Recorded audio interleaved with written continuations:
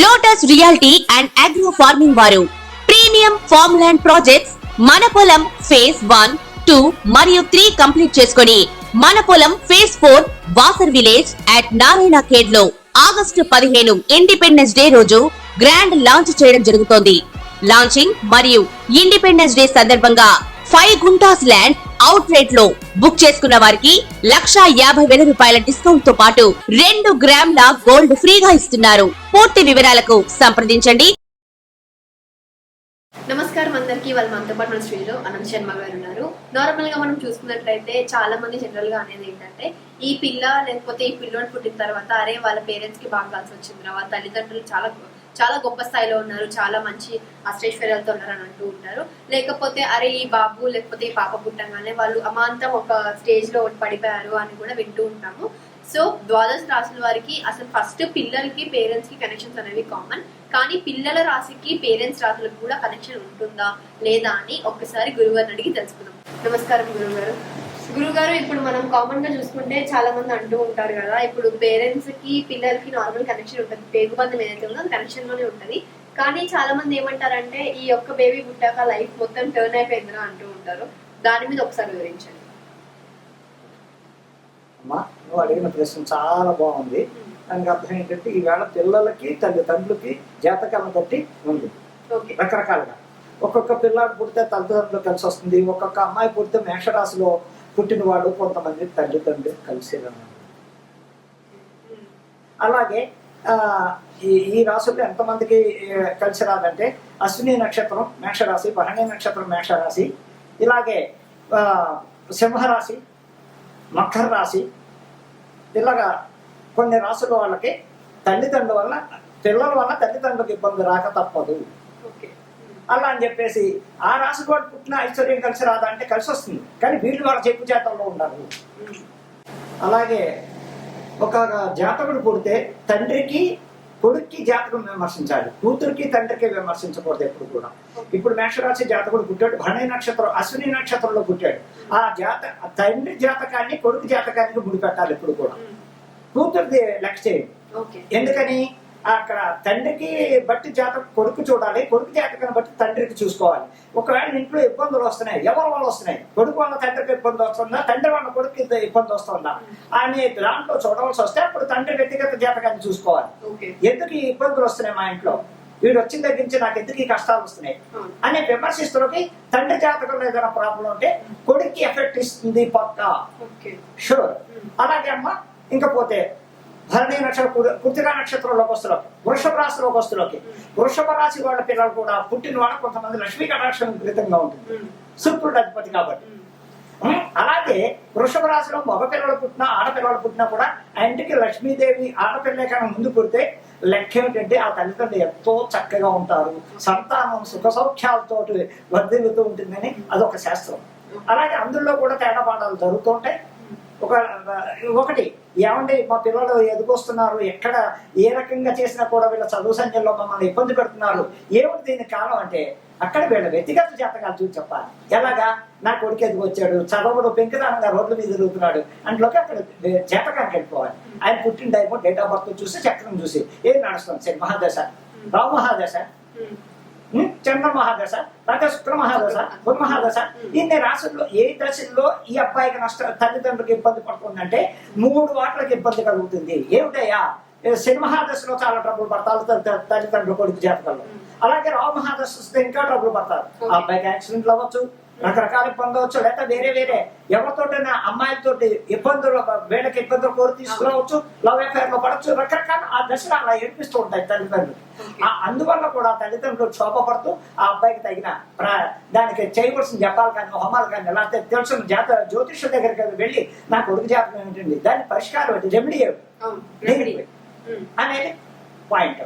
అలాగే ఇక మిథున రాశి వచ్చేసరికి మిథున రాశి అంటే పురుషర నక్షత్రం అవచ్చు, గుణవత్సవ నక్షత్రం అవచ్చు, ఆరుద్ర నక్షత్రం అవచ్చు.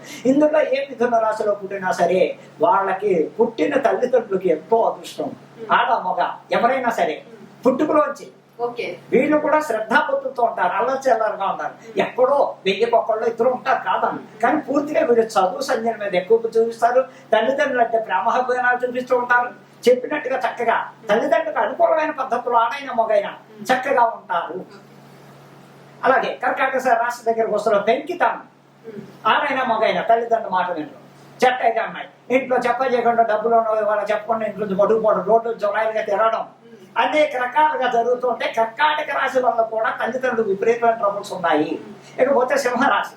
సింహరాశి మకా నక్షత్రం 4 పాదాలు, పుబ్బా నక్షత్రం 4 పాదాలు, ఉత్తర 1వ పాదం దాకా కూడా సింహరాశి. కానీ మకా నక్షత్రం సింహరాశికి తేడా, పుబ్బా నక్షత్రానికి తేడాలో మకా నక్షత్రం వాళ్ళు దారి లేదు. అక్కడ చాలా తీర్చలు, చాలా పద్ధతి ఉంటాయి. అదే పుబ్బా నక్షత్రం సింహరాశి వస్తువులకి చాలా చండాలంగా ఉంటాయి పరిస్థితి. అంటే వాళ్ళ స్వతంత్రమే, ఎదుటి వాళ్ళ తల్లిదండ్రుని పట్టించుకోరు. ఉత్తరా నక్షత్రం సింహరాశి దగ్గరికి వస్తున్న వాళ్ళు కొంచెం పద్ధతి మెయింటైన్ చేస్తారు. అలాగే తల్లిదండ్రులకి ఎవరి వల్లయ్యా ఈ సింహరాశులు అంటే మకా నక్షత్రం సింహరాశి వాళ్ళు కొంచెం అందుబాటులో ఉంటారు, మిగతా వాళ్ళు అంత అందుబాటులో ఉన్నారు అని నేను ఖచ్చితంగా చెప్తున్నా. ఇంకపోతే సింహం కన్యా రాశిలో కూడా పిల్లలు బుధుడు అధిపతి అయిన వాళ్ళు కూడా చాలా పద్ధతిగా ఉంటారు, చాలా చక్కగా చదువు సంధ్యలో కానీ అన్నింటిలో వృద్ధిలోకి వస్తుంటారు. మధ్యలో దశలు వల్ల రాహుదశో సింహదశో కుజమహాదశో వచ్చిన వల్ల కొంచెం ఇబ్బందులు పడుతూ ఉంటారు. కానీ తల్లిదండ్రులకు ప్రాబ్లమ్స్ రావు. ఇంకా తులారాశి వాళ్ళు పిల్లలు ఆడైనా మగైనా ఇంకా అదే ఆడపిల్ల పుడితే ఆ ఇంట్లో భోగభాగ్యం. కానీ చిన్నప్పటి నుంచి తల్లిదండ్రులు ఇబ్బందుల్లో ఉంటారు ఆ రాశి వాళ్ళకి. అర్థమైందమ్మా? కానీ వీళ్ళే ఆడపిల్లైన మొగరాయిన కష్టపడి తల్లిదండ్రులను ఆదుకుంటుంది, అన్నా చెల్లెళ్ళు ఆదుకుంటుంది, తమ్ముడు ఉంటే తమ్ముడిని ఆదుకుంటుంది, కష్టపడి పైకి తీసుకొస్తారు. తులారాశి వాళ్ళు ఆడపిల్ల అవుతాయి. అలాగే మగవాడైనా సరే స్వాతి నక్షత్రం తులారాశిలో పుట్టిన వాళ్ళకి రాహు అధిపతి దొరకాలి. అదే విశాఖ నక్షత్రం తులారాశిలో పుట్టిన వాళ్ళకి గురువు అధిపతి. అలాగే కానీ ఏదేమైనా తులారాశి వాళ్ళకి హెల్పింగ్ ఎక్కువ ఉంటుంది, నా బంధుత్వం అనేది ఎక్కువ వాళ్ళకు ఉంటుంది వాళ్ళలో.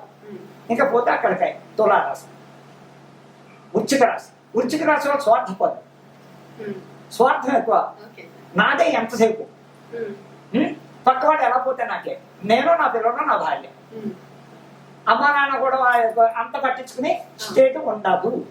వృశ్చిక రాశి ఎక్కడ దాకా అనురాధ వృశ్చిక రాశి, విశాఖ వృశ్చిక రాశి, అలాగే జ్యేష్ఠ నక్షత్రం వృశ్చిక రాశి. అలాంటి వాళ్ళంతా వాళ్ళు స్వార్థం చూసుకుంటారు. అలా అని చెప్పి వాళ్ళకి ఇద్దరు అని చెయ్యరు, కానీ పెద్ద పట్టించుకోరు. అంతసేపు ఎంత వాళ్ళ కుటుంబం నలుగురే వాళ్ళలో వాళ్ళు ఆ స్వార్థంగా ఉంటారు. ధనుసు రాశి చాలా పద్ధతైనగా ఉంటారు.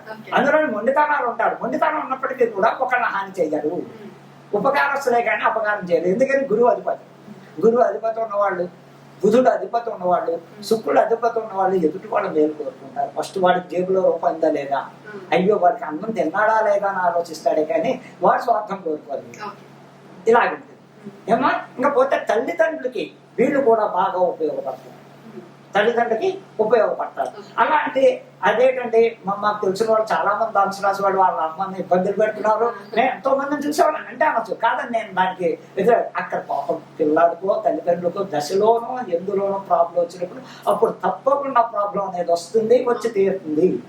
అలాగే ఇంకా మకర రాశి లేకపోతే శని వాళ్ళు ఎలా ఉంటారంటే మొండి జగమొండి వాళ్ళే కానీ శ్రవణ నక్షత్రం మకర రాశి, ధనిష్ట నక్షత్రం మకర రాశి, వీళ్ళంతా పూర్వాషాఢం ఉత్తరాషాఢ నక్షత్రం మకర రాశి వాళ్ళు వీళ్ళంతా ఎలా ఉంటారంటే మొండి జగముండి.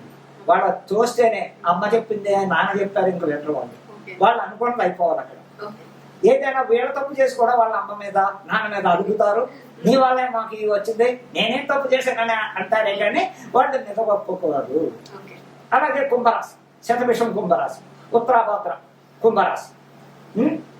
ఇందులో కూడా శతభిషం కుంభరాశి వారు కూడా మాక్సిమం తల్లిదండ్రులకు ఉపయోగపడే వాళ్ళు చాలా మంది ఉన్నారు. నోరెత్తకుండా ఉన్న వాళ్ళు ఉన్నారు కొంచెం ఇదిగా. కానీ సెటిల్మెంట్ లో నెంబర్ 1 స్థానంలో ఉంటారు. శని నడుస్తున్నా, రాహు నడుస్తున్నా పొజిషన్ లో బాగుంటారు. వ్యక్తిగతంగా ఆలోచిస్తే పొజిషన్ లో బాగుంటారు.